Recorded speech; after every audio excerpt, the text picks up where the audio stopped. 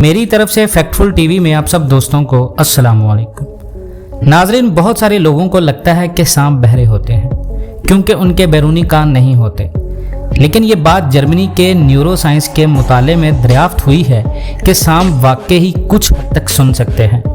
सांपों के कान के पर्दे नहीं होते, लेकिन उनके कान के अंदरूनी ढांचे को कुलियों से मुकम्मल होते हैं और वो ज़मीन पर रेंगते हुए, फिसलते हुए अपने जबड़ों के साथ साथ कंपन महसूस करके सुन सकते हैं। सांपों के जबड़ों के बाएं और दाएं जानब एक दूसरे से आज़ादाना तौर पर हरकत कर सकते हैं। नतीजे के तौर पर सांप बाएं या दाएं तरफ से कंपन महसूस कर सकते हैं। इस बात का तयन करने में मदद करते हैं कि आवाज़ें कहाँ से निकलती हैं। मेकानो रिसेप्टर्स जैसी असाब होती हैं।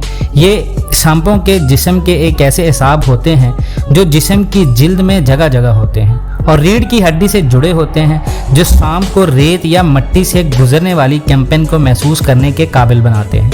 ये कंपन जिस्म के जरिए और रीढ़ की हड्डी के असाब के साथ दिमाग में मुंतकिल होती है, जहां उन्हें आवाज़ के तौर पर पहचाना जाता है।